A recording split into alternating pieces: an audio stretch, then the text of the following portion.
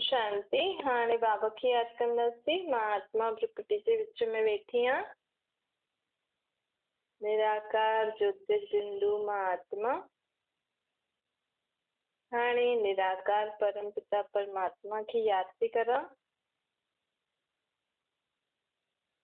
बाबा खे मां सभु मन जी ॻाल्हियूं थी ॿुधायां। जेकी बि कोई ॻाल्हि आहे जंहिंजे कारण असांजो मन अशांत थो थिए,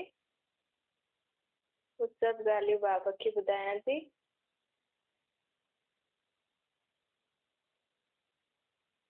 हाणे मां आत्मा बाबा जा महावाक्य थी ॿुधां। ओम शांति। अॼु मिठा मिठा श्री बाबा ब्रह्मा जे तन द्वारा चवनि था, मीठे मीठे बच्चे, बाप हाणे आत्माउनि खे मुक्ति जीवन मुक्ति जो वरसो ॾियण आयो आहे। मुक्ति अर्थात आत्मा थोड़े समय जे लाइ परम धाम में वञी करे विश्राम करे। जीवन मुक्ति अर्थात जीवन में सुख शांति वारो जीवन जीव। त हाणे बाबा चए थो मुक्ति जीवन मुक्ति जो वरसो सभिनि आत्माउनि खे मिलंदो, सभु धर्म जी आत्माउनि खे। परंतु जेका आदि सनातन देवी देवता धर्म जी आत्मायूं हूंदियूं, उन्हनि खे जीवन मुक्ति जो वरसो ॾाढो मिलंदो, अर्थात उहो सुख शांति जो जीवन सत्य त्रेता 2 युगनि ताईं सुख शांति जो जीवन जींदी।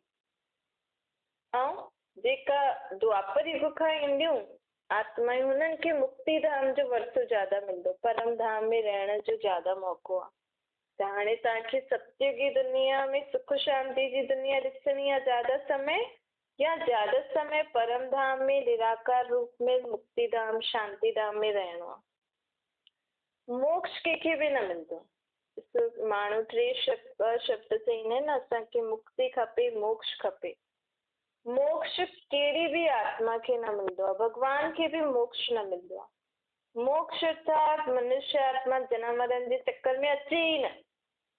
हाणे हे त थी न सघंदो आहे, हे त ड्रामो ठहियल आहे। असां सभु आत्मायूं एक्टर आहियूं। चाहे कोई बि आत्मा हिकु जन्म जे लाइ ई हेठि अचे, लेकिन अचणो ज़रूर पवंदो आहे। परमात्मा बि हिन धरती ते अची करे पंहिंजो पाठ वॼाईंदो आहे। भले वो पंहिंजो शरीर वठी करे पाठ त वॼाईंदो आहे, लेकिन वॼाईंदो त आहे। त ईअं ई परमात्मा चए थो, मां तव्हांखे मुक्ति जीवन मुक्ति जो वरसो ॾियां थो। मोक्ष जो वरसो कंहिंखे बि न मिलंदो आहे। छो जी इहो ड्रामो ठहियल आहे ऐं असां सभिनि एक्टर खे पाठ वॼाइणो ई पवंदो आहे। मां आहियां हिन ड्रामे जो डायरेक्टर। ॾिसो कोई कोई मूवी में हूंदो आहे न भई डायरेक्टर बि मूवी में ईंदो आहे पाठ वॼाइण। ईअं ई हिन सृष्टि रूपी ड्रामो जेको हले थो 5000 साल जो, इहे अलॻि अलॻि धर्मनि जो वैराइटी ड्रामो आहे ऐं इहो कॾहिं बि बदिली न थींदो आहे। हिकु ई तरीक़े जो ड्रामो 5000 ताईं फिरंदो ई रहंदो आहे। हाणे 5000 ख़तमु थींदा, जॾहिं कलयुग पूरो थींदो, वरी खां सेम कैसेट शुरू थी वेंदी।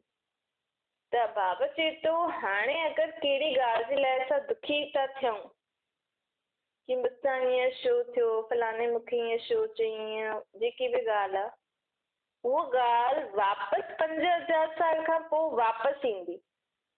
त बाबा चए थो जेकी ॻाल्हि बिती वई, जीअं तव्हांखे जो चयो, तव्हां सां गॾु जो कुझु बि थियो, हुनखे छॾो न। हाणे त अॻियां 5000 साल खां पोइ वरी ईंदी न, त हुनजी असां टेंशन छो था करूं। त ईअं ड्रामे जी ॻाल्हि बाबा असांखे छो थो ॿुधाए? छो जो हिन ड्रामे जी ॻाल्हि जेतिरी असांखे बुद्धि में रहंदी न, ओतिरो असां पुराणियूं दुख जी ॻाल्हियुनि खे भुलिजंदा वेंदासीं, ओतिरो असांखे अॻियां जी टेंशन न थींदी। छो जो असांखे त अगरि विश्वास आहे, अगरि परमात्मा जे ज्ञान में असांखे विश्वास थिए थो कि अॻियां असांजे लाइ सुखी सुख आहे, शांती शांती आहे, अगरि असां परमात्मा जी मत ते हलियासीं त पोइ त मूंखे अॻियां जी टेंशन थियण ई न खपे। ऐं मुंहिंजो बीतो समय जेको बीती वियो, उनखे बाबा हाणे क्षमा थो करे, माफ़ थो करे असांखे, कि हाणे भुलिजी वञूं। पर उहा ॻाल्हि 5000 साल खां पोइ वरी ईंदी, छो जी ड्रामो ठहियल आहे। त हिन रीति हिन ड्रामे जे चक्कर खे सम्झी करे पंहिंजे अॻियां जे जीवन में सुख शांति वारो जेको जीवन अचिणो, हुनजे बारे में वीचार करे सदा ख़ुशि रहो। हाणे आत्माउनि सां गॾु परमात्मा जो पाठ थो हले। केॾो सुठो समय आहे न, जे भगवान जे लाइ त एॾी भक्ति पाठ पूजा आदि कया, एॾा जप तप तीर्थ कया, उहो हाणे तव्हांखे घर वेठे मिलियो आहे। माण्हू त ॾिसो सन्यासी केॾो तप कंदा आहिनि, त बि उन्हनि खे भगवान जी यथार्थ पहचान न मिलंदी आहे, त बि उन्हनि खे परमात्मा सां जो यथार्थ प्राप्ति थियणु खपे उहो प्राप्ति न थींदी आहे। थोड़ी सी थींदी आहे, लेकिन जेतिरी हाणे असांखे परमात्मा डायरेक्ट प्राप्ति थो कराए। ॾिसो हाणे परमात्मा जी प्राप्ति छा आहे, अगरि जे बि तप कयो आहे, अगरि उन्हनि खे परमात्मा जी पहचान हुजे हा, परमात्मा खां यथार्थ प्राप्ति थिए हा, त हिन समय उहा हिन दुनिया खे स्वर्ग ठाहे छॾंदा। लेकिन ठहियो न, उन्हनि में शक्ति ईंदी आहे, लेकिन ओतिरी ई ईंदी आहे ताकि असां कलयुगी जीवन में पंहिंजो जीवन थोरो सो सुख शांति सां बिताए सघूं। जेका दुख अचनि था उन्हनि सां थोरो सुख जी महसूस था करूं हुन समय बि। उहो उन्हनि जो तप, हुननि जी जेकी भगवान जी उन्हनि खे प्राप्ति थिए थी, उहो अल्पकाल क्षण भंगुर जे लाइ, थोरे समय जे लाइ सुख जी प्राप्ति असांखे ॾे त उहो पंहिंजे फॉलोअर्स खे उहो शक्ति ॾेई सघंदा आहिनि, लेकिन उहो ब्रह्म तत्व खे यादि कंदा आहिनि, तत्व खे भगवान सम्झंदा आहिनि। लेकिन हिते घर वेठे असां परमात्मा खे हुनजे यथार्थ नाम रूप सां यादि था करूं कि उहो निराकार मुंहिंजे आत्मा जो पीउ परम धाम में रहण वारो आहे। इन पहचान सां यादि करण सां असांखे अॻियां जे 21 जन्मनि जे लाइ स्वर्ग जहिड़ा सुख मिलण वारा आहिनि। ॾिसो केॾी वॾी प्राप्ति आहे। बाबा चए थो देह भान खे छॾो, कुझु बि छॾणो न आहे। ॾिसो जेका बि गुरु संत सन्यासी आहिनि उन्हनि छा कयो, हुननि पंहिंजी देह जी वस्तु वैभव वग़ैरह खे इन्हनि खे त्याग करे भगवान जी सां प्राप्ति करण लाइ तप कयो न। केॾा सारा घंटा उहो हिकु भगवान खे यादि कंदा हुया, नाम जपंदा हुया। लेकिन हिते बाबा असांखे कुझु छॾण लाइ नथो चए। बाबा चए थो तव्हांखे कुझु तप न करणो आहे, कुझु छॾे करे, कुझु जाप न जपणो आहे, कुझु सिमरन न करणो। तव्हांखे कर्म कंदे मां आत्मा हिन शरीर द्वारा कर्म करायां थी, कंहिंसां गॾु, परमात्मा सां गॾु। इहो असांजो तप आहे। असांखे तप छा करणो आहे, देह भान खे भुलिजी करे स्वयं खे आत्मा सम्झी करे हुन परमात्मा सां गॾु मां आत्मा उथां थी, वियां थी, खायां थी, पीयां थी, कमु थी करा, रोटी थी खायां, चाहे घर जो कोई कमु आहे, चाहे धंधो था करूं। अॼुकल्ह सभु धंधो सिर्फ़ प्रकार जा माण्हू, चाहे लेडीस हुजे जेंट्स त कंदा ई आहिनि, लेडीस बि कंदी रहंदी आहिनि। लेकिन असांखे कहिड़ो तप करणो आहे, कुझु बि छॾे करे एकांत में न वेहणो आहे। कर्म कंदे देह भान खे भुलिजी करे मां आत्मा हुन परमात्मा सां गॾु कर्म थी करूं। इहो असांखे तप करणो आहे। इहो घड़ी घड़ी यादि रखणो। कुझु सिमरन बि न करणो आहे, अंदरि जपणो बि न आहे भई मां आत्मा परमात्मा सां गॾु आहियां, मां आत्मा परमात्मा सां गॾु न। स्वरूप में लाहिणो आहे, प्रैक्टिकल असांखे अनुभव थिए। जीअं हिन शरीर के कपिड़ा पातल आहिनि न, त यादि आहे न भई मुंहिंजे शरीर के कपिड़ा पातल आहिनि, त हूअं ई असांखे इहो बि यादि हुजे की हिन शरीर में रहण वारी जेकी आत्मा आहे उहो आत्मा परमात्मा सां गॾु आहे। इहे जेतिरो जेतिरो असां हिकु ॾींहुं, 2 ॾींहं, 3 ॾींहं, छो जो ॾिसो संस्कार ठहींदा आहिनि। हर हिकु ॻाल्हि खे जीवन में असांखे अगरि कुझु पंहिंजी स्वभाव संस्कार खे परिवर्तन करणो त पाण खे उहो प्रैक्टिस करणी पवंदी आहे। घड़ी घड़ी अटेंशन ॾियारंदा आहियूं की न न मूंखे हाणे ईअं न करिणो आहे, ईअं न करिणो आहे। चलो तव्हांखे कुझु खाइण लाइ मना कयो त घड़ी घड़ी यादि करिणो पवंदो न, न मूंखे इहो न खाइणो आहे। त धीरे धीरे अभ्यास में अची वेंदो आहे, पोइ असां नेचुरली उन चीज़ खे ॾिसंदे हुए बि न ॾिसंदा आहियूं, मुंहं में न खाईंदा आहियूं। ईअं ई थोरा ॾींहं असांखे प्रैक्टिस करणी पवंदी की मां आत्मा परमात्मा सां गॾु आहियां। इहे घड़ी घड़ी स्मृति में लाहिणो पवंदो। पोइ हुन खां पोइ नेचुरल अभ्यास थी वेंदो की असां अगरि हुनखे भुलिजण बि चाहींदासीं न त बि उहो मुंहिंजे बार बार मूंखे स्मृति में पाण ई ईंदो। त इहो तप करणो आहे असांखे। बाक़ी कुझु छॾे करे एकांत में कोठी में वेही करे अहिड़ो तप न करणो। जेका ॿियनि धर्म स्थापक ऐं ॿियनि गुरु संत सन्यासी कयो, छो जो उहो निर्वृत्ति मार्ग वारो हुयो न।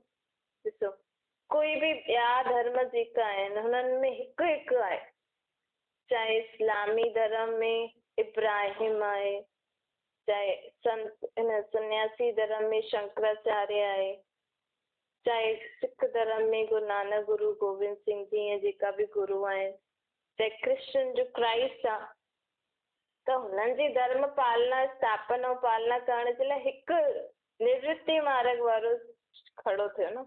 लेकिन हिते कहिड़े धर्म जी स्थापना थियो? देवी ऐं देवता, अर्थात हिते पवित्र गृहस्थ आश्रम जी स्थापना जे लाइ इहे परमात्मा असांखे इहो धर्म स्थापन करण लाइ उहो धर्म जंहिंमें पवित्र गृहस्थ आश्रम हुजे, अर्थात स्त्री पुरुष ॿई हुजनि ऐं गृहस्थी हले। गृहस्थी में त कर्म थींदो आहे, त उहो सभु असांखे सिखणो आहे न हाणे खां ई। बाबा छो थो चए कर्म कंदे मूंखे यादि करो, इहे तप करो? छो जो बाबा असांखे 16 कला संपूर्ण ठाहिणु चाहींदो आहे। कलायूं छा थींदियूं आहिनि? भई उथण जी कला, वेहण जी, खाइण जी, पीअण जी, संबंध संपर्क में अचण जी, कीअं असां कर्म था करूं। ते 16 कला संपूर्ण असां पंहिंजे हिन अभ्यास सां ई ठहींदासीं। परमात्मा जी यादि में रही करे कर्म कंदासीं त ई असां 16 कला संपूर्ण ठही सघंदासीं। आत्मा में उहे सर्व प्रकार जी कलायूं ईंदियूं, उहो आत्मा जॾहिं सत्संग में वेंदी त हुन रीति पंहिंजो जीवन जींदी। त हुन धर्म में आहे ई स्त्री ऐं पुरुष, त उहो ई अभ्यास असांखे हाणे गृहस्थी में वेही करे करणो। हाणे खां ई पंहिंजी गृहस्थी खे पवित्र गृहस्थी ठाहे। बाबा खे कुझु छॾण लाइ नथो चए, बसि इहे ई सम्झो न, असां स्त्री पुरुष घर में रहूं था, ॿार आहिनि, परंतु पवित्र गृहस्थी, सुख शांति, असांजी गृहस्थी पवित्र, असांजी गृहस्थी सुख शांति संपत्ति सां संपन्न आहे। इन रीति हाणे खां ई असां संकल्प कंदासीं त अॻियां असांजी सत्संग में ओड़ी गृहस्थी असांखे मिलंदी। हाणे संकल्प करणो आहे, मिलंदी सत्संग में।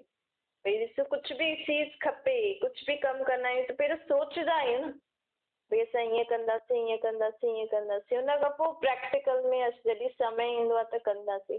लेकिन सोच जेतिरी सुठी हूंदी, जेतिरी शक्तिशाली हूंदी, जेतिरी हुन में मिक्सचैरिटी न हूंदी। भई मां सोचां त थी अलाए थिए न थिए, अलाए कीअं थींदो, हीअं न। भई मूंखे ईअं करिणो ई आहे त असां उहो कमु कंदा आहियूं। त ईअं ई मूंखे बि ठहिणो ई आहे ओड़ो। हुन दुनिया में वञण लाइ मूंखे स्वयं खे, आत्मा खे सर्व गुणनि सां संपन्न, 16 कलाउनि सां संपन्न, संपूर्ण निर्विकारीपन, अहिंसक, मर्यादा पुरुषोत्तम मुंहिंज आत्मा खे ठहिणो ई आहे। ठाहिण वारो ऑफर करे थो। परमात्मा असांखे स्वयं घर वेठे असांखे चए थो की सिर्फ़ु तव्हां मूंखे पाण सां गॾु रखो, मां तव्हांखे ठाहिण लाइ तयारु आहियां। ऐं जेको मां चवां थो हुन मत ते हलो, तव्हांखे मां शक्ति ॾियण लाइ बि तयारु आहियां। भई बाबा ईअं थोरी थो चए की तव्हां हाणे करो, बसि हाणे मां तव्हांखे चई छॾियो न हाणे मां वञा थो, न। अञा ताईं बाबा हिन सृष्टि ते आहिनि, परमात्मा अञा ताईं हिन सृष्टि ते आहिनि। ॿियो कहिड़े बि युग में परमात्मा हिन सृष्टि ते न हूंदा आहिनि। अर्थात असां हिन समय निराकार खे जाते बि यादि कंदासीं न, उहो असां सां गॾु सदा हाज़िर रहंदो। त एतिरी गैरंटी ॾियण जॾहिं बाबा ॾिए थो त असांखे बि आत्माउनि खे बि निश्चय करण करे कदम अॻियां वधाइणो आहे। जेतिरो निश्चय करे करे कदम अॻियां वधाईंदासीं कदम, ओतिरो असांखे सफलता मिलंदी। बाबा चईंदो तव्हांजो हिमत जो हिकु कदम छा, अगरि तव्हां सची मन सां इहो सोचियो की हा मां कंदमि, त इहो असांजो हिमत जो हिकु कदम थियो। पोइ 1000 गुणा बाबा असांजी मदद करण लाइ तयारु आहे। मतिलबु 1000 बार। तव्हां हिकु बार चयो बाबा हा मां ईअं कंदमि, त 1000 बार बाबा असांखे हुन कम में मदद करण लाइ तयारु आहे। त एतिरी गैरंटी केरु थो ॾे? आत्माउनि जो बि परमात्मा स्वयं ब्रह्मातन में अची करे असां आत्माउनि खे थो ॾे। पहिरियों त बाबा सृष्टि ते ईंदा ई न हुया, असां भगवान जे रूप में उनखे यादि कंदा हुआसीं। इहे बि न ॼाणंदा हुआसीं कि मुंहिंजी आत्मा जो पीउ आहे उहो। इहे बि न ॼाणंदा हुआसीं कि मां आत्मा उनखे सत्य करां। हाणे यथार्थ पहचान सां जॾहिं आत्मा यादि कंदी आहे त परमात्मा, ॾिसो अॼु ॿार अगरि माउ पीउ खे हुनजो चयो मञनि, हुनजे चए ते हलनि, सुठी रीति हुननि खे रिगार्ड रिस्पेक्ट माउ बाप खे ॾियनि, त माउ बाप जो सभु कुझु हुन ॿार जे लाइ थी वेंदो आहे न। वैसे बि थींदो आहे, लेकिन हुन में दिलि सां थींदो आहे न, इहे मुंहिंजे ॿार जो आहे, थोरो माउ बाप जो बि प्यारु हूंदो आहे। त ईअं ई आत्मा जॾहिं हुन बाप खे बाप सम्झी करे यादि कंदी, पंहिंजे बाप जे चए ते हलंदी, त ऑटोमेटिकली परमात्मा जे छत्र छाया जे अंदरि उहा आत्मा हलंदी आहे। पोइ हुन आत्मा खे कोई बि कुझु बुरो बि अगरि करणु चाहे न, त हुनजो कोई बुरो कुझु कोई करे ई न सघंदो आहे, छो जो उहो कंहिंजे छत्र छाया जे अंदरि आहे, पंहिंजे परमात्मा बाप जे छत्र छाया में, सर्वशक्तिवान बाप। त हाणे बाबा चए थो, ॾिसो मां तव्हांखे केतिरी स्मृति ॾिनी आहे। किथे त असां चईंदा हुआसीं मां दुखी आत्मा आहियां, मां शांत आत्मा आहियां, मां कमज़ोर आत्मा आहियां, मां त इहे सभु कमु नथी करे सघां, मां त जीवन नथी जी सघां। ऐं हाणे परमात्मा बाप असांखे केॾी सुठी पंहिंजे लाइ ॻाल्हि ॿुधाई अथई कि तव्हां त शांत स्वरूप आत्मा आहियो, तव्हां त सुख स्वरूप आत्मा आहियो, सुखधाम में रहण वारी आत्मा आहियो, देवकुल जी आत्मा आहियो, तव्हां सदा ख़ुशि रहण वारी आत्मा आहियो, तव्हां सदा शक्तिशाली स्थिति में स्थित थियण वारी आत्मा आहियो, तव्हां में अथाह शक्तियूं आहिनि, अथाह गुण आहिनि, अथाह ज्ञान आहे, सम्झ आहे। इहे सभु असांखे केरु थो चए? परमात्मा असांखे पंहिंजे बारे में ॿुधाए थो। माउ बाप बि ॿारनि खे ॿुधाईंदा आहिनि न कि तव्हां ख़ुदि जे लाइ ख़ुदि जी बि पहचान ॾींदा आहिनि, ऐं ॿार खे बि कई कई ॻाल्हियूं ॿुधाईंदा आहिनि कि तव्हां पहिरियों ईअं कंदा हुयो, ईअं कंदा, ईअं कंदा। ॿार खे थोरी पतो हूंदो आहे बचपन जी ॻाल्हियूं। त ईअं ई माउ बाप परमात्मा बाप बि असां ॿारनि खे ॿुधाए थो कि तव्हां पहिरियों अहिड़ा अहिड़ा हुयो, हाणे तव्हां पंहिंजे पाण खे भुलिजी विया आहियो, हाणे वरी खां तव्हांखे मां ये स्मृति तो ॾियारां, हाणे तव्हां बि ख़ुदि ये सम्झी करे हलो, कॾहिं बि मुख खां ईअं न कढो या सोचो बि न कि मां त ॾाढी दुखी आत्मा आहियां, ये केॾी ख़ुशि आत्मा आहिनि, मां त ॾाढी कमज़ोर आत्मा आहियां, ये केॾी शक्तिशाली आत्मा, हीअं न। भले उहो बि आहिनि, लेकिन ख़ुदि जे लाइ बि चओ न, मां बि परमात्मा जी सुखी आत्मा आहियां, शांत आत्मा आहियां, सदा ख़ुशि रहण वारी आत्मा, शक्तिशाली आत्मा। त बाबा ईअं चए थो कि जीअं माण्हुनि जी अलॻि अलॻि क्वालिटी हूंदी आहे, त चईंदा आहिनि न हिन में ये विशेषता, ये विशेषता, ये विशेषता। त परमात्मा बाप चए थो मुंहिंजो त सभी आत्माएं शांत स्वरूप, सुख स्वरूप, ख़ुशी रहण वारी आत्मायूं आहिनि। त केॾी वॾी अथॉरिटी। परमात्मा पंहिंजे ॿार लाइ ईअं चईंदो कि न मुंहिंजा इहे ॿार ॾाढा गंदा आहिनि, ईअं न चईंदो। सदा बाबा असांजी विशेषताउनि खे ॾिसी करे असांजी विशेषता ई वर्णन कंदो। बाबा चए थो कॾहिं बि कंहिंजो अवगुण न ॾिसो। तव्हांखे नज़र अचे थो, तव्हांजे मन में आहे कि हीअ ॻाल्हि इहो हीअं आहे, इहो हीअं आहे, लेकिन सदा असांखे हुनखे हमेशह हुनजे गुणनि जे बारे में ॿुधाइणो आहे। कोई हिकु न हिकु गुण त सभिनि में ई हूंदो। अहिड़ी कोई आत्मा न आहे हिन दुनिया में जंहिंमें हिकु बि गुण न हुजे। हिकु न हिकु गुण त सभिनि आत्माउनि में आहे सी। हुन आत्मा खे हुन गुण जी पहचान न हूंदी आहे। छो जे सभिनि माण्हू हुनखे हुन अवगुण सां ई ॾिसंदा आहिनि, अवगुण स्मृति करे ॻाल्हाइनि था। त उहा आत्मा में जेका गुण आहिनि उहो ख़ुदि बि भुलिजी वई आहे ऐं साम्हूं वारा बि भुलिजी विया आहिनि।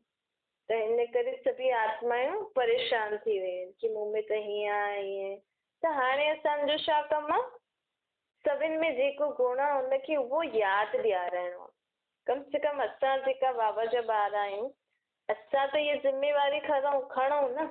भले कोई हुनखे कुझु बि चए, लेकिन मां सदा हुनखे हुन गुण सां ॾिसां। कोई बि चए फलानो ईअं ईअं, लेकिन मुंहिंजे मन में, मुंहिंजी बुद्धि में छा हुजे, न फलाने में इहा विशेषता ॾाढी सुठी आहे। जेतिरो जेतिरो असां मन में सोचंदासीं ऐं उन वर्णन बि कंदासीं, ओतिरो माण्हुनि जी बि बुद्धि में ईंदो कि हा हुन में सुठी ॻाल्हि आहे। त आपे ई असां हुन सुठी ॻाल्हि सां हुन माण्हू जे संबंध संपर्क में ईंदासीं त असांजो संबंध सुठो थी वेंदो। कई बार असां कंहिंखे कुझु चऊं नथा त बि संबंधनि में कड़ाहट ॾाढी आहे। भले असां मुख सां नथा चऊं लेकिन असांजे मन जेको सोचे थो न, मन जेकी ॻाल्हि सोचे थो उहो सभिनि खां तेज़ी सां ॿियनि ताईं पहुचती आहे। चाहे त कंहिंजे लाइ सुठो था सोचियो या कंहिंजे लाइ बुरो था सोचियो। अगरि तव्हां मन सां कंहिंजे लाइ बुरो बि था सोचो न त हुन आत्मा ताईं उहो ॻाल्हि पहुचे थी। कीअं थी पहुचे? किरणनि जे द्वारा।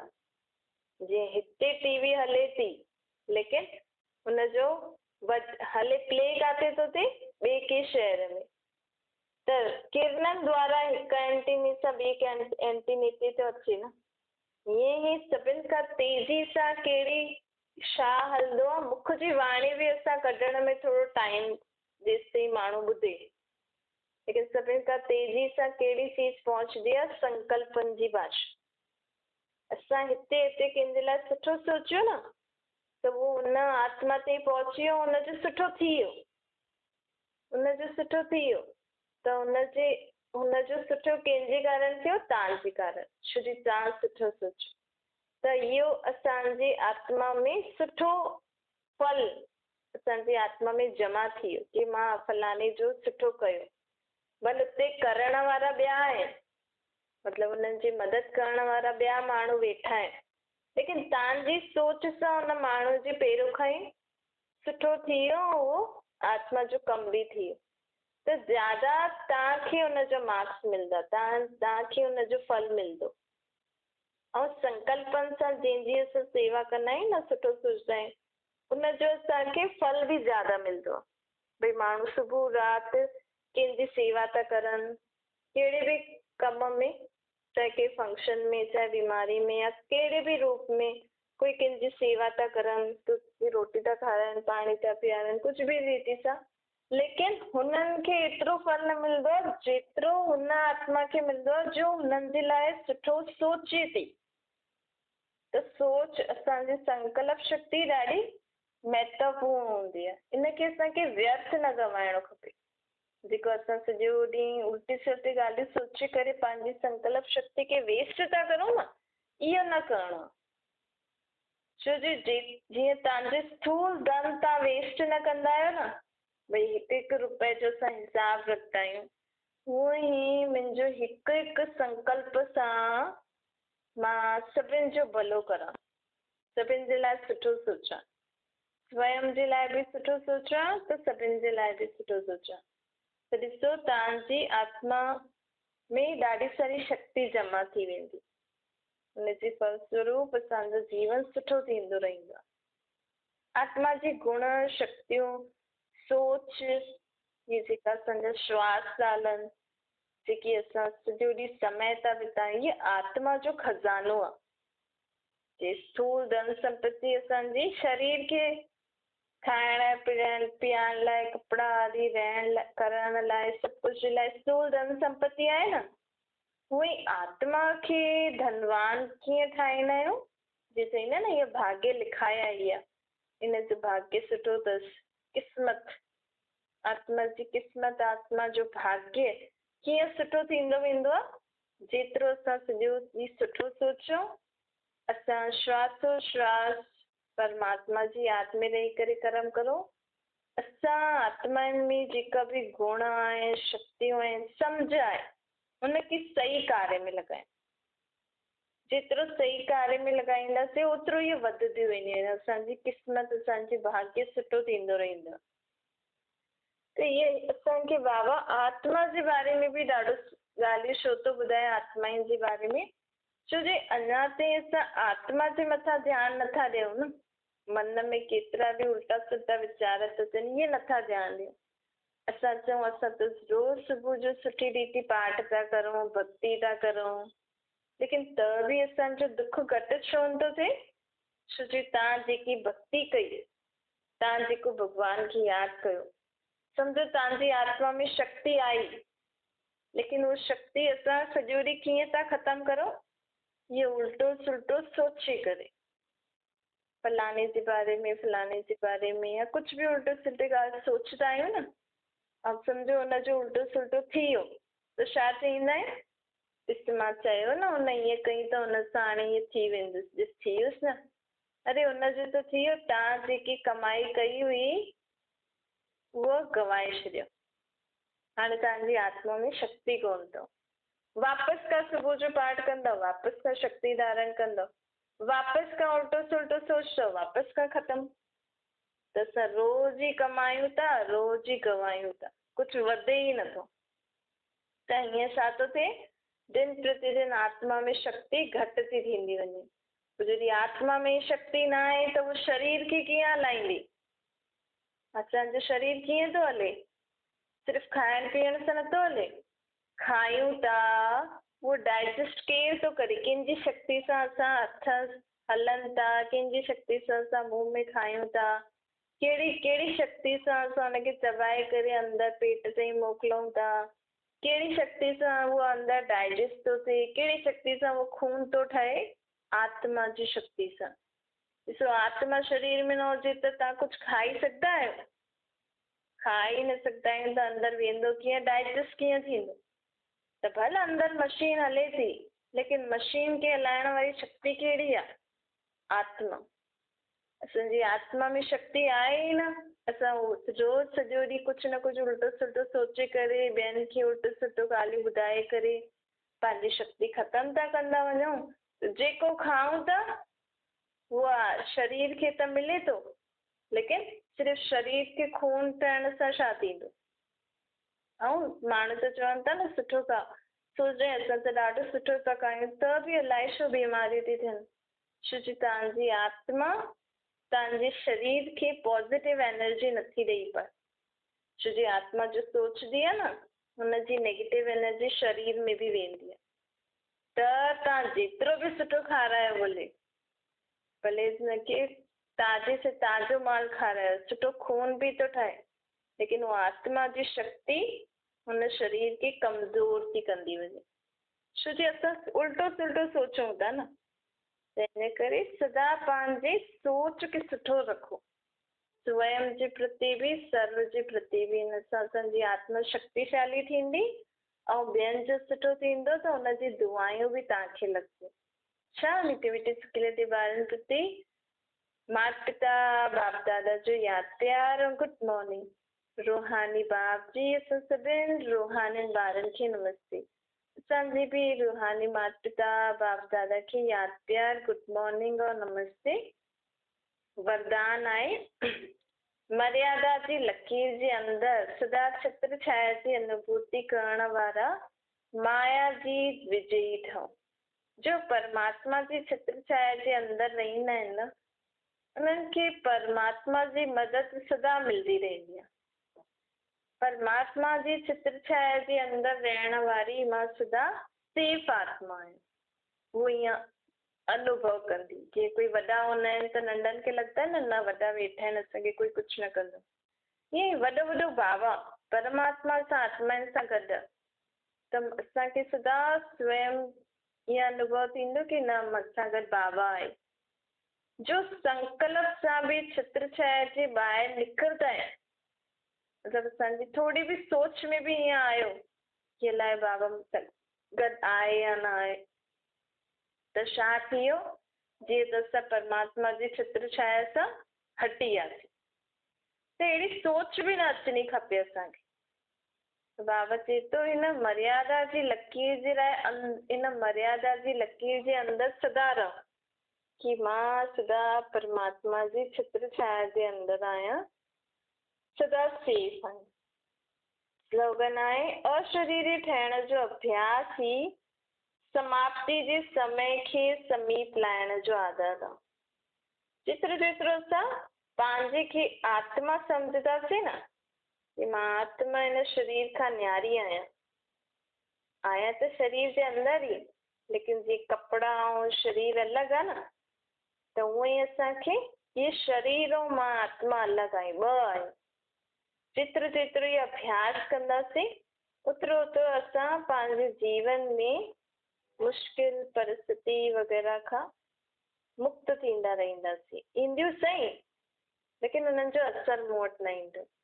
ऐं इन सां छा थींदो कि मां अंत समय जॾहिं शरीर छॾंदमि त मां दुखी परेशान थी करे न छॾंदमि, छोजी मां हाणे ई पंहिंजा सभु हिसाब किताब बाबा खे यादि करे चुकतो थी करां। छा? ओम शांति।